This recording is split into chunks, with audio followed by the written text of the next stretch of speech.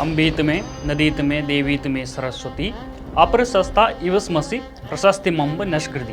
अर्थात मातृगणों में श्रेष्ठ, नदियों में श्रेष्ठ, देवियों में श्रेष्ठ सरस्वती, हम अप्रशस्त हो गए हैं यानी मार्ग भटक गए हैं, हमें प्रशस्ति प्रदान करें यानी सही मार्ग पर लाएं। हम लोग आगे बढ़ें उससे पहले मेरे कुछ प्रश्न हैं।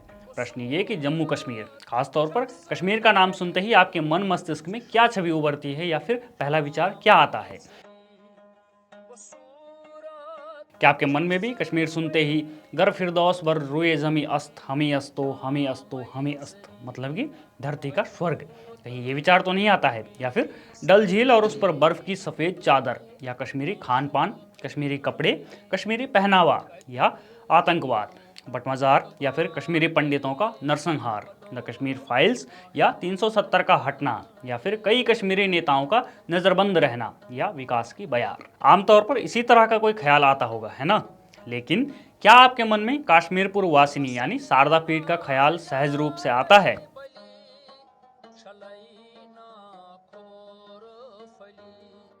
नमस्कार, मेरा नाम है जयेश और आप देख रहे हैं द पैम्फलेट। आज इस वीडियो में बात होगी कश्मीर की प्रमुख पहचान, कश्मीरियों की कुलदेवी, ज्ञान की देवी की एक प्रमुख पीठ शारदा पीठ की, शारदा देश की, शारदा मंडल की, उससे जुड़े तमाम पहलुओं की। आज जब देश अमृतकाल में प्रवेश कर गया है और हमारा उद्देश्य है कि अगले 25 वर्षों में हम आत्मविश्वास युक्त भारत बनाएंगे, जो एक संपन्न राष्ट्र हो, जो अपनी जड़ों से जुड़ा हुआ हो, गुलामी की मानसिकता से मुक्त हो और ज्ञान विज्ञान से युक्त हो, और एक बार फिर विश्व का मार्ग प्रशस्त करे। ऐसे में उस भारत के निर्माण में शारदा पीठ एक प्रमुख केंद्र बन जाता है और उसका परिचय आपसे करवाना हमारा कर्तव्य। एक समय था जब शारदा पीठ एक बहुत प्रसिद्ध सिद्ध पीठ होने के साथ ही ज्ञान का एक बड़ा केंद्र भी हुआ करता था। ज्ञान का इतना बड़ा केंद्र शायद ही कहीं हो कि उसके नाम पर लिपि हो। हाँ, नालंदा, तक्षशिला, विक्रमशिला एक समय में ज्ञान के बड़े केंद्र हुआ करते थे, लेकिन शारदा पीठ इतनी मौलिक और उसका प्रभाव क्षेत्र इतना विराट था कि उसने अभिव्यक्ति के लिए एक लिपि विकसित कर दी। ये लिपि इतनी प्रचलित रही कि आज भी दि भंडारकर रिसर्च इंस्टीट्यूट पुणे में बर्च की छाल पर लिखी गई शारदा लिपि की पांडुलिपियां मौजूद हैं, जिनमें कश्मीर का स्वर्णिम इतिहास लिखा गया है, जिनमें कश्मीर के शैव और जैन परंपरा का उल्लेख है। शारदा लिपि का आर्काइवल वैल्यू क्या है, इसका अंदाजा आप इस बात से लगाइए कि दिल्ली में संपन्न हुए हालिया G20 शिखर सम्मेलन में यूनेस्को की मेमोरी ऑफ द वर्ल्ड में शामिल 15वीं शताब्दी की जो ऋग्वेद पांडुलिपि राष्ट्रीय महत्व की कलाकृति के रूप में भारत मंडपम में प्रदर्शित की गई, उसका पहला पेज ही शारदा लिपि में है। यहाँ तक आपको यह समझ में आ गया होगा कि शारदा पीठ और शारदा लिपि का क्या महत्व है। अब बात करेंगे थोड़ा विस्तार से। वर्तमान समय में शारदा पीठ पाक अधिकृत जम्मू कश्मीर यानी POJK के शारदा गांव में मधुमती और किशनगंगा नदियों के तट पर स्थित है। पाकिस्तान में किशनगंगा को ही नीलम नदी या फिर नीलम वैली कहते हैं। POJK की बात करें तो शारदा पीठ मुजफ्फराबाद से करीब 140 किलोमीटर और भारत की बात करें तो जम्मू कश्मीर के सीमांत जिले कुपवाड़ा से लगभग 30 किलोमीटर की दूरी पर स्थित है।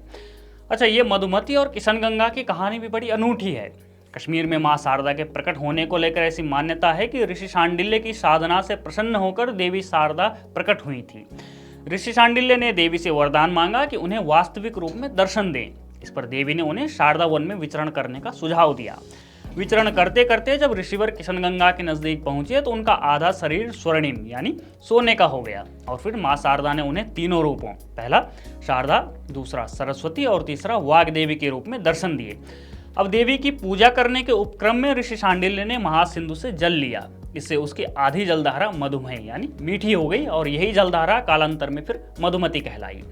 अब ये तो आपको मालूम ही होगा कि हिंदू धर्म में 4 आदि शक्तिपीठ हैं, 18 महाशक्ति पीठ और 51 शक्तिपीठ हैं। इन 18 महाशक्ति पीठ में शारदा पीठ भी शामिल है, जिसे कई जगहों पर सरस्वती पीठ भी लिखा जाता है।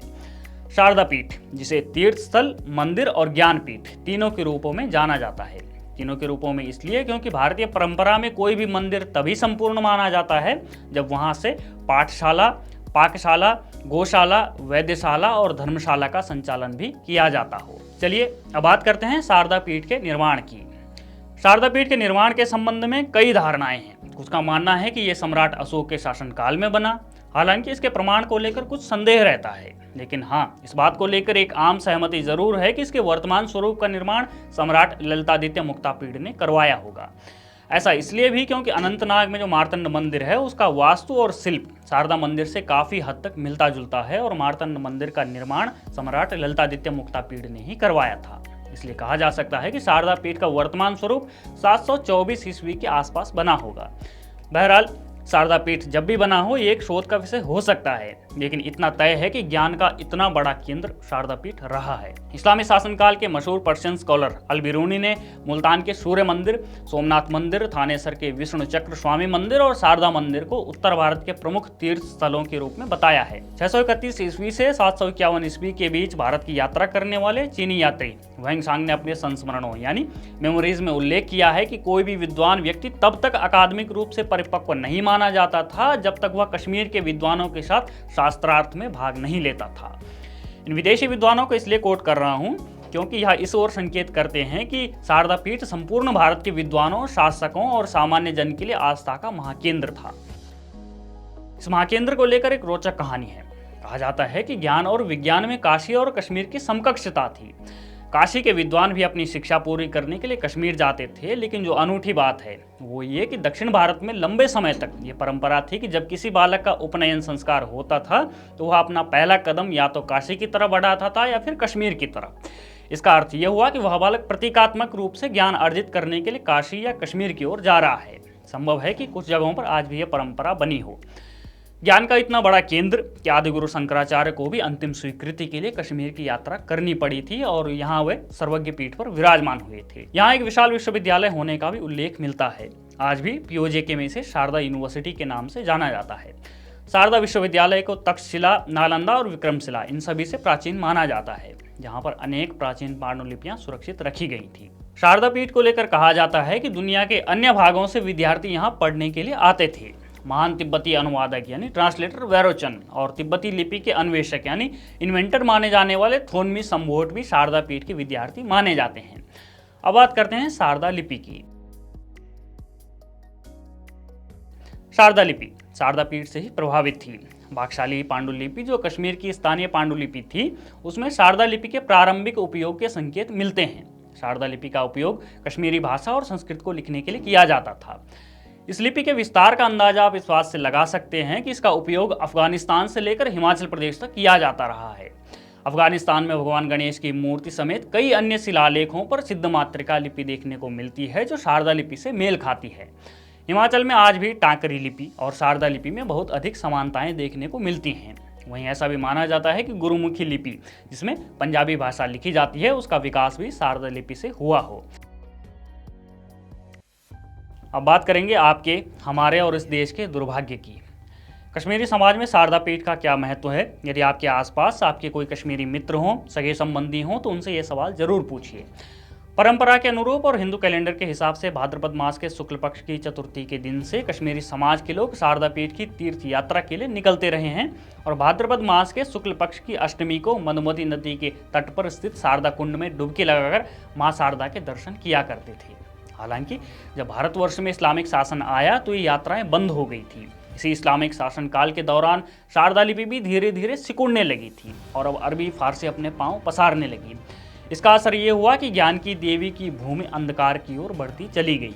कश्मीर में धीरे धीरे इस्लाम और फिर मतांतरण का दौर शुरू हो गया।